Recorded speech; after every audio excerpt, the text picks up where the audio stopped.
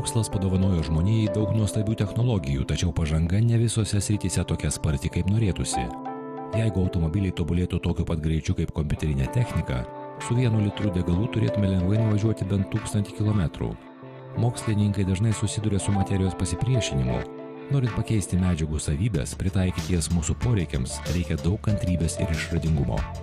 Viena tokia sritis – puslaidininkinės medžiagos. Galima drąsiai teigti, kad tai moderniosios civilizacijos pagrindas. Iš silicio, germanio, telūro ar seleno sukurti kompozitai naudojami gaminant tranzistorius, integrinės schemas, saulės elementus, fotodetektorius ir šviestukus. Puslaidininkinių lazerių ir šviestukų paklausa sparčiai auga. Rinka reikalauja vis efektyvesnių, ilgiau veikiančių ir ryškiau šviečiančių komponentų. Nors šviestukų kūrėjai jau yra pelnę 2 Nobelio premijas 2000 ir 2014 metais, šis sritis tebėra viena paslaptingiausių. Pavyzdžiui, kol kas nepavyksta sukurti našių šviesos šaltinių žaliosios ir raudonosios spektrų srityse. Lietuvos optinės diagnostikos ir optoelektronikos specialistai kartu su pasauliu mėgina įminti šią technologinę mįslę. Šviestukai žinomi jau prietaisai, paplitę, bet fundamentinė problema vis tik egzistuoja ir jis sprendžiama visam pasaulyje. Būtent problema tokia, kodėl stiprios injekcijos sąlygos, arba norint gauti kuo didesnę galią, kodėl tos galios nėra. Ir čia jau reikia fizikų plačių pastangų, kaip sakyti, giliau išžvelgti tos procesus.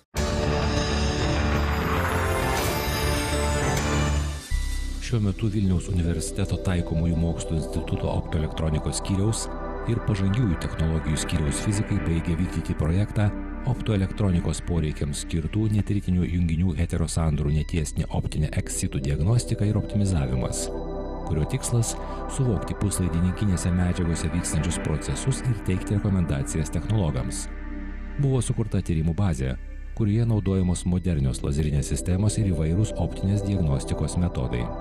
Iš pradžių mes juos tyrėm objektuose, kurie buvo gaminami ne Lietuvoje, o dabar šiame etape mes perėjom ir pilnai dirbam su savo projekto pogrupiu, kurie turi aukštasias technologijas, reiškia šviestukų, gamybos, ir vadiname MOCVD, taip vadinamas technologijas.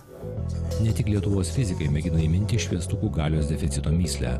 Kai kurios kompanijos šią problemą sprendžia tiesiog padidindamos gaminamų šviestukų plotą. Akivaizdu, kad tik sudėtingi kompleksiniai tyrimai leis pasiekti lūžį. Šviestukai dirba nuostaviam režime.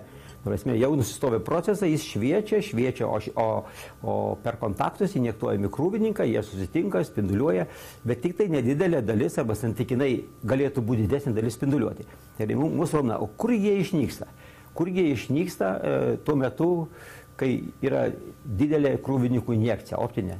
Tai reiškia, mes imituojam tos procesus lazerių pagalba, kaip čia irgi aplinkoje yra, lazerių pagalba, injektuojam krūvininkus ir žiūrim jų veiksmus. Žiūrim per pirmasias kelias milijardinės sekundės dalis. Manoma, kad būtent tos sekundės dalys ir lemia galutinį rezultatą – galios išeiga. Problema ne tik ta, kad krūvininkai paslaptingai išnyksta, taip pat neaišku, kodėl jie neatsiranda toje vietoje, kur galėtų spinduliuoti. Kai atsiranda tie nuostoliai, visi galvoja, kad yra pakankamai krūvininkų, bet jie turi kaip nutekėjimą, kažkokį nutekėjimą ir jie neina į tuos spinduliavimo kanalus, bet dingsta kitokių būdų, nespinduliuodami. Mes galvojam, kad jie nepriteka į tuos kanalus, kad jų ten nėra, kur jie turėtų būti. Ir čia keičia požiūrį tą problemą. Priminsime, kad svarbiausia šviestuko dalis lemianti jo efektyvumą – aktyvioji sritis, kurioje krūvininkai, elektronai ir skylutės rekombinuoja. Šią sritį sudaro kvantinių duobių arba šulinių ir barjerų periodinė sluoksninė sandara. Tokie sluoksniai auginami epitaksijos būdu specialiame reaktoriuje, kuriame vandenilio arba azoto atmosfera prisotinama metaloorganinių medžiagų ir amoniako garų. Indžio galio nitrido sluoksniai yra nevienalyčiai, nes juose indžio atomai pasiskirsto nevienodai. Todėl ir spinduliuotės intensyvumas skirtingas. Stipriau šviečia sritis, kuriuose indžio kiekis didesnis. Mat krūvininkams energetiškai palankiau užimti vadinamosius lokalizacijos centrus. Kadangi užauginamos reaktoriuose medžiagos struktūriškai netobulos, lokalizacijos centrai išsidėstė erdvėje gana chaotiškai. Tamsiosiose zonose tarp jų tūno krūvininkai, taip ir nepasiekia centrų. Mes manom, kad kai yra pakankamai jų daug, tai jie užpildo tuos centrus ir jie lieka tuose tamsiose zonose, kurie negali šviesti. Jie nyksta kitaip. Ir ateidami į kitų centrų, jie didžiąją dalį savo energijos arba, sakysim, jų didysis kiekis dingsta. Čia toks būtų analogija daugiau kaip pasakyčiau, kaip su statybom, reiškia, kažkas veža žaliavas, pila ir statybininkai turi mūryti, o jie nepagamino to, ko reikia, tai galvoja, ar čia tai statybininkai apsileidę, ar čia medžiagų trūksta. Tai mes sakom, medžiagų trūksta, statybininkai dirba. Kaip matyti, tokio puslaidininkinio sluoksnio plokštuma primena dangų, kuriame žvaigždės šviečia nevienodai ryškiai, o žvaigždynai išsibarstę netvarkingai. Didinant struktūros sužadinimą lazerio spinduliu, tos žvaigždės susilieja, tačiau įvairios zonos vis tiek spinduliuoja nevienodai. Čia prasideda tikrai tokie jau chemikų, fizikų bendravimo darbai ir mes vieni tuo rūpinamės ir domimės ir visas pasaulis to dirba ir ieško būdų, kaip tą pasiekti. Pavyzdžiui, jeigu paimsim kitų medžiagų, ne indžio galio nitrido šviestukų, ką mes darom, ir ne aliuminio galio nitrido, ką irgi daro ultravioletai, mes dirbam matomai sričiai. Tai tose kitose medžiagose tokios problemos nėra, pasirodo. Vat, ten, sakysim, kitos medžiagos, keturubos medžiagos netokios. Tai va, šičia yra medžiagos daugiau savybė. Reikia galvoti, ieškoti būdų, kaip ją sintetinti, paruošti kokybiškesnis. Tai galima palyginti su vėžio problema, nors patologijos priežastys iš principo aiškios, kol kas nežinia, kaip jas išspręsti. Kristalo augintojai taip pat sako, turi sprendimo būdų, tačiau jie brangiai kainuoja. Pavyzdžiui, galima auginti sluoksnius ne ant safyro kristalo, bet ant galio nitrido padėklo, tačiau tokio šviestuko kaina išaugtų 100 kartų. Projekto tikslas, jeigu šnekam projektą, reiškia sukurti metodus, kurie leidžia giliau pažvelgti į veiksmus. Tie metodai turi parodyti krūvininkų perskirstimą laike, erdvėj, energetinėj erdvėj ir spektrų erdvėj, reiškia. Spektriškai, laikiškai ir erdviškai kontroliuojamus, reiškia, diagnostikos metodus, mūsų tikslas. Tai vat mes tą padarėm ir einam kartu su technologais. Lietuvos fizikai naudoja naujus, pačių sukurtus kompleksinius tyrimus. Holografinis matavimo būdas leidžia giliau įžvelgti krūvininkų judėjimo ypatumus, jų persiskirstimą erdvėje, gyvavimo trukmes, pamatyti spąstus, į kuriuos jie pakliūva. Pagrindiniai tyrimų instrumentai – Lietuvoje pagaminti pikosekundiniai ir femtosekundiniai lazeriai. Atominės jėgos mikroskopu galima pamatyti defektus užaugintose sluoksniuose, taip vertinant struktūrinę užaugintų sluoksnių kokybę. Mūsų tikslas, aišku, neparduotas technologijas, nes turint vieną reaktorių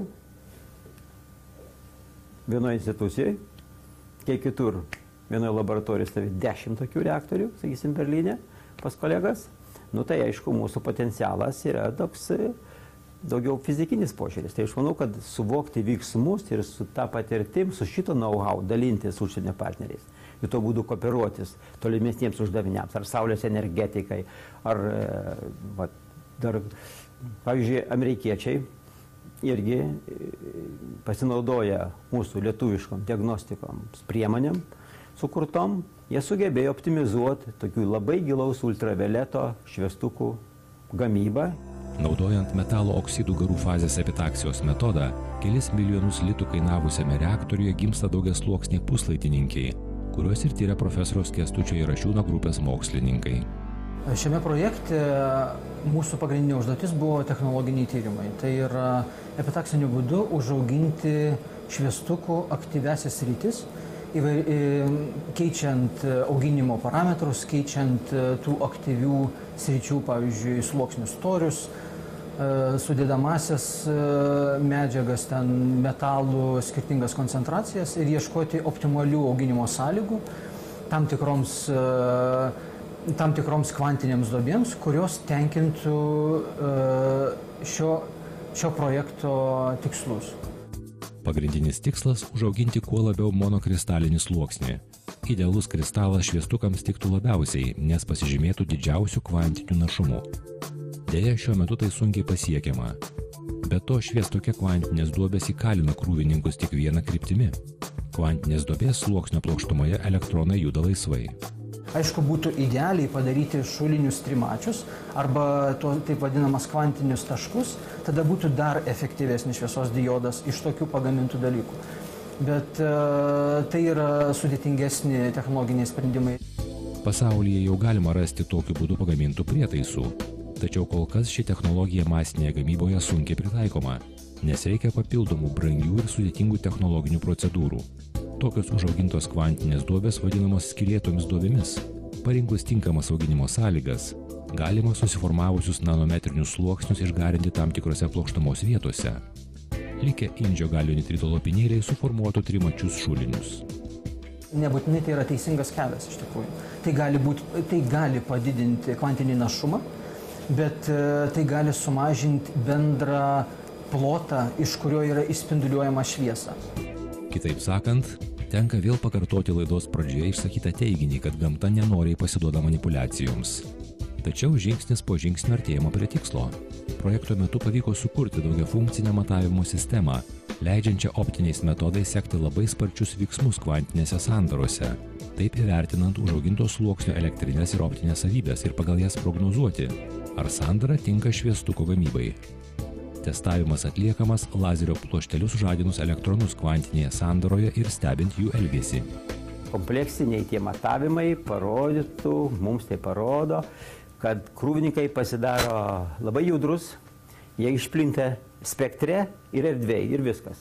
Tada nėra susifokusavimo į tam tikrą spektro dalį, jie visur išsibarsto ir gaunasi pasklidę visur ir negali jie efektyviai šviesti. Toks pirmas toks paprastesnis požiūris. Ir problemas, aišku, vėlgi atsirems į technologiją. Kaip padaryti, kad juos sugrupuoti. Keičiant auginimo sąlygas bei sandorų vidinę struktūrą, pavyko užauginti kur kas kokybiškesnės šviestukų aktyvias sritis. Todėl 14 kartų išaugo kvantinis šviestukų našumas. Tai reiškia, kad dabar jie išspinduliuoja kur kas daugiau šviesos. Mes esam tikrai pateikę labai daug struktūrų profesoriaus Kęstučio grupiai. Jie labai daug ko ištyrė, daug išsiaiškino, parašė tikrai ne vieną straipsnį.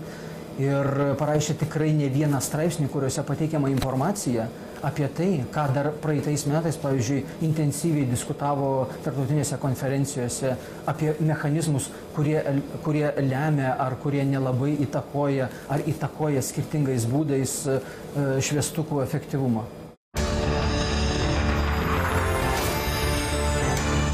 Jeigu pavyktų su tą pačią technologiją, su šitą indžio galio nitridą padaryti, 3 spalvų, raudoną, žalią ir sakysim, mėlyną, sumaišyti, tada mes gausim, reiškia, tokį jau baltą spektrą. Šiuo metu tai būna toks gudrumas, padaro mėlyną, kuris gerai šviečia, uždeda luminoforą, jis tampa perspinduliuoja baltai. Bet idėja yra, kad būtų galima su tą technologiją pasiekti lokaliai įvairius padaryti. Galbūt galios deficito problemą pavyks išspręsti kitais būdais. Princetono universiteto mokslininkai sugebėjo keliasdešimčia procentų padidinti iš lanksčių lakštų pagamintų žalių šviestukų našumą. Paprastai labai maža šviesos dalis, vos keli procentai sugeba pasprukti iš šviestuko struktūros. Profesoriaus Steveno Chu grupės nariai sukūrė nanostruktūrą pavadintą plazmoninė ertme su mažesnio nei šviesos bangos ilgis skilučių matrica. Ji 60 procentų padidino šviesos išeigą ir net 400 procentų iš šviestuko pagaminto ekrano vaizdo kontrastą. Šis pavyzdys liudija, kad žmogaus išradingumas gali įveikti net milijonus metų patirties turinčios gamtos apribojimus.